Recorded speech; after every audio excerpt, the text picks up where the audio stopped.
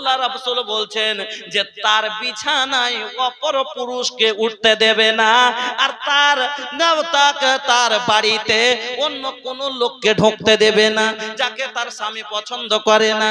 আর নিজের ভাই যদি আমি না থাকি আর আমার ছোট ভাই একান্তে আমার বাড়িওয়ালির সাথে যদি ঘরে ঢুকে থাকে, বলেন তো এটা কি আমি পছন্দ করব? আপনি কি করবেন? কেউ করবে না। নবীজি বলছেন যাকে পছন্দ করবে না তাকে খালাতো ভাই হোক না কেন, মামাতো ভাই হোক না কেন, নিজের ভাই হোক না কেন, আমার ভাই ওর দেওরে সুতেও যদি থাকে তবে আমাকে খারাপ লাগবে?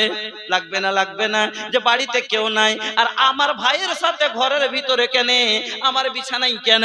তাহলে নবীজি বলছেন 5 নাম্বার স্ত্রীর উপরে তার স্বামীর হক হলো স্বামীর বর্তমানে তার বাড়ির হেফাজত, তার বাড়িতে ঢুকতে দেবে না, আর তার সম্মানকে রক্ষা করে রাখবে।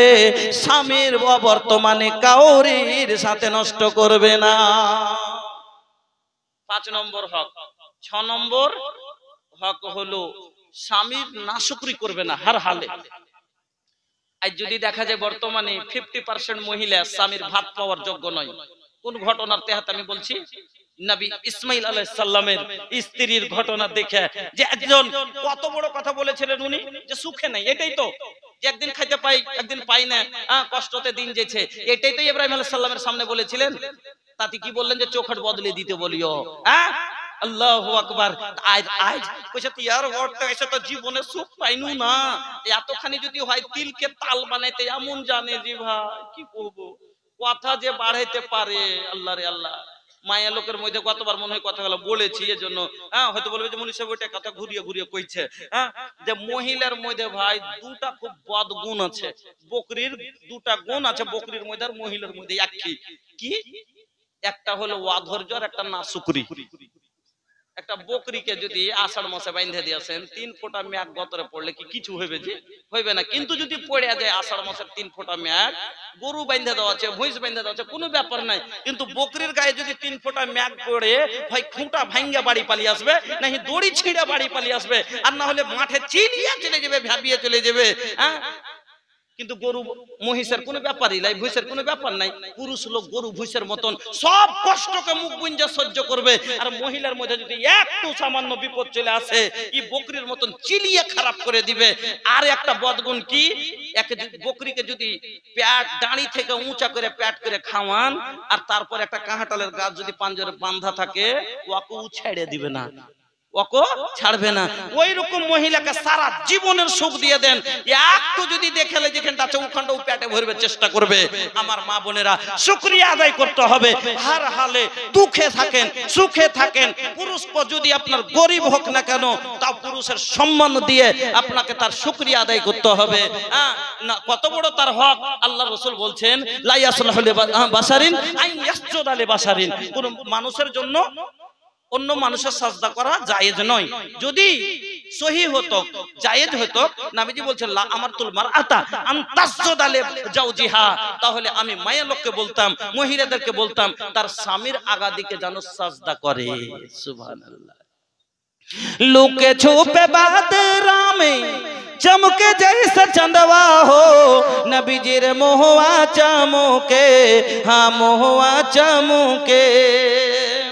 लुके छुपे बादरा में चमके जैसा चंदवा हो, नबीजीर मुहवा चमके, हाँ मुहवा चमके। नबी के लाली लाली होठवा पे बरस जैसा ललैया हो के लासा चुएला, देख के हलीमा के मोन छुएला। बगिया के गुलाब जैसन हो, आका के देहिया गमो के पसीना मोह के।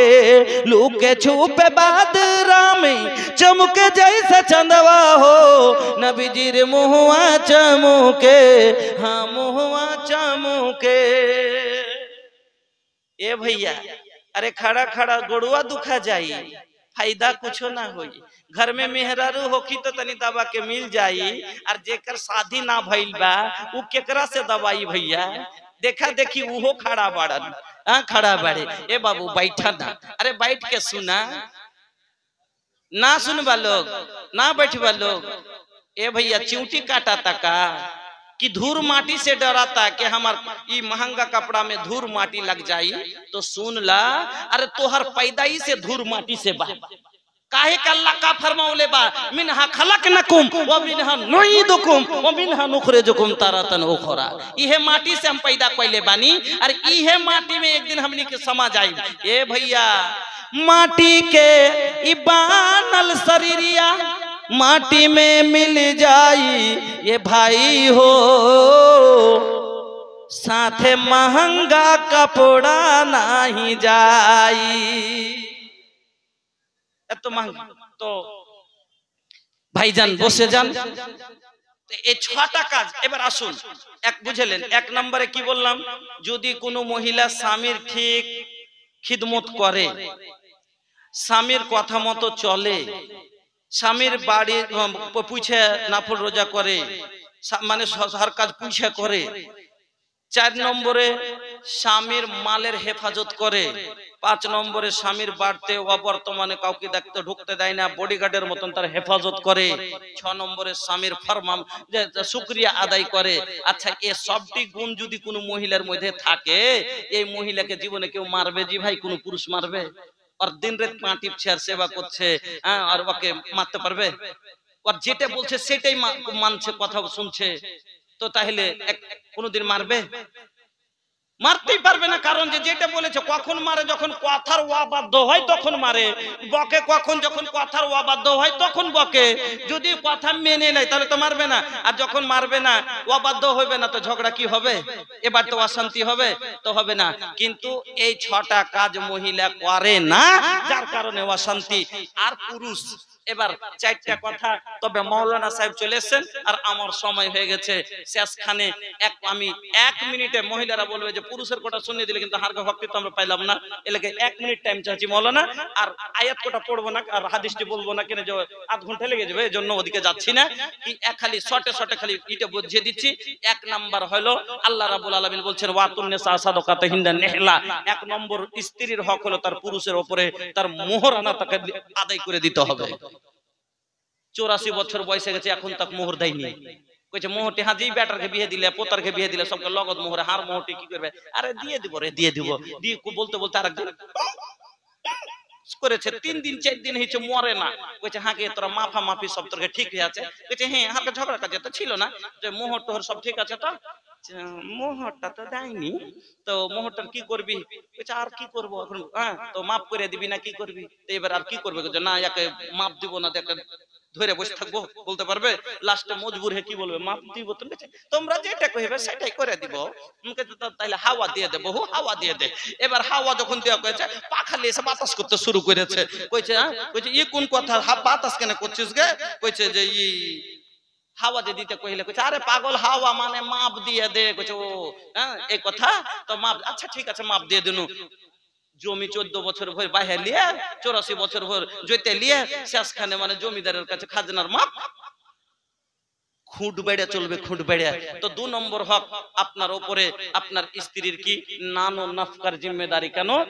আপনি গাড়ি নিয়ে এসে যদি মোবিল আর পেট্রোল না দেন, গাড়ি জীবনও চলবে না, সার্ভিস দিতে পারবে না। এই জন্য খাওয়া পিন্ধার জিম্মেদারি আপনাকে ভালো করে দিতে হবে। আল্লাহ বলে ওয়ালাহুন্না আলাইকুম রিজকুহুন্না ওয়া কিসওয়াতুহুন্না বিল মারুফ। চলেন 3 নাম্বার হক হলো কি আপনার উপর আপনার স্ত্রী বদবাস। গাড়ি যদি একটু নরমাল হয়, ড্রাইভার ভালো হয়, তোকে চালিয়ে নেবে। গাড়ি খারাপ যদি হয় কিন্তু ড্রাইভার ভালো হয়, তোকে কিনি করে চালাতে হবে, বুঝে চালিয়ে নেবে। আর যদি জুলুম করে চালায় তাহলে ও উল্টে আরো নিজে ক্ষতিতে পড়বে, গাড়ি ঠেলে নিয়ে বেড়াইবে। এলাকা পুরুষকে সংসারে বদবাস মানে জীবনটাকে তার সাথে সুন্দরভাবে লরম কি করে চলতে। কেন? ই হলো টেড়া পাসলির, এক ও হলো ড্রাইভার, হলো গাড়ি, ওর সাথে ওইরকম ভাবে চলতে হবে। বলা অনেক ছিল। আল্লাহ বলছেন আল্লাতি তাখাফুনা নুসুজাহুন্না ফাইজুহুন্না ওয়াহজুরুহুন্না ফিল মাজাজি। ওদিকে যাচ্ছি না। 4 নম্বর লাস্ট হক হাক্কে খোলা। পুরুষ এত বদমাস বদকার। আল খাবিসাতু লিল খাবিসিনা ওয়াল খাবিসুনা লিল খাবিসাত, আত তাইয়্যিবাতু লিত তাইয়্যিবিনা ওয়াত তাইয়্যিবুনা লিত তাইয়্যিবাতের মধ্যে লয়। মানে উল্টা হয়ে গেছে, চোরের লেগে চুন্নি হওয়া দরকার ছিল, কিন্তু চোরের যা সুতে পড়ে গেছে, একবারে 5 ওয়াক্ত নামাজি বেটি ছেলের বিয়ে হয়ে গেছে। ও চুরি করছে, ও চুরির খানা খাবে না, কইছে আমি ভাত খাবো না, ওকে তালাক দিয়ে দাও। যে মদ খাইছে, নেশা করছে, আমি তোমার সাথে থাকবো না। এইরকম যদি অসুবিধায় পড়ে যায়, মহিলার হক তার স্বামীর উপর আছে, ও হককে খোলা নিতে পারে। কিন্তু যদি ওয়া কারণে তালাক চাহে না, মানে ছোড়া সবই ভালো, কিন্তু গরিব আর ওর চাস্তো ভাই একটু বেশি টাকা কামাইছে, তখন ওর সাথে সেটিং করে নিয়েছিল, কইছে ভাত খাবো না। শুনেলেন নবীজি বলছেন আইয়ুমা ইমরাতিন সালাত জাওজাহা তালাক, নবীজি বলছেন কোন মহিলা যদি বিনা কারণে তালাক চাহে, হারামুন আলাইহা রাইহাতুল জান্নাহ, জান্নাত পাওয়া তো দূরের কথা, জান্নাতের সেন্ট পর্যন্ত হারাম। তাহলে পুরুষ আপনারা 4টা কাজ করবেন। 1 নম্বরে মোহর দিয়ে দিবেন, 2 নম্বরে তার নান্নাপকা ভালোভাবে তাকে ভরণ পোষণ দিবেন, এত দিবেন না যে আদরে বান্দর হয়ে যায়, গুনাহ করতে লাগে, আর এত কম দিবেন না যাতে অসুবিধায় পড়ে যায়। 3 নম্বরে কি বললাম, তার সাথে ভালো ব্যবহার করবেন। 4 না, আল্লাহ রাসূল বলছেন, আল্লাহ বলছেন লা তাজরিবিল ওয়াজহা ওয়ালা তুকাব্বিহ ওয়ালা তাহজুর ইল্লা ফিল বাইত, চোখ মুখে মারিও না, তাকে গাল দিও না। আর আজ দেখলো আম কথা। যাক, খুব শর্ট টাইমে আপনার কাছে আমি কয়টা কথা বললাম। আপনার যে কয়টা আমি মেসেজ দিলাম আপনাকে 4টা, মা খালাকে 6টা, ইনশাআল্লাহ যদি আপনারা সহি এই তারিকা রাসূলের ধরতে পারেন, জীবনে কোনোদিন অশান্তি হবে না, জীবন সুখে দুজনা আনন্দে জীবন কাটবেন। আল্লাহর কাছে দোয়া করি আল্লাহ যেন আমাদের সকলকে আর রাসূলের তারিকাতে আর এই কোরআন হাদিস মেনে আমাদের চলার জন্য তৌফিক দান করেন, আমিন। আমার বলার মধ্যে যদি কাউকে কষ্ট হয়ে থাকে ক্ষমা করবেন। হাদিস কোরআন বলতে যে যদি কোথাও মিস হয়ে থাকে আমি আমাকে বলবেন, দেখে নিব। আর এই যে 3 মিনিট সময় মাওলানা আসার পরে বসিয়ে রাখলাম, এজন্য আমি মাফ চাচ্ছি, আপনি ক্ষমা করবেন। আকুলু কাউলি হাদা আস্তাগফিরুল্লাহ লি ওয়া লাকুম ওয়া লিসাইরিল মুসলিমিন ফাস্তাগফিরুহু ইন্নাহু হুয়াল গাফুরুর রহিম। আসসালামু আলাইকুম ওয়া রাহমাতুল্লাহি ওয়া বারাকাতুহু।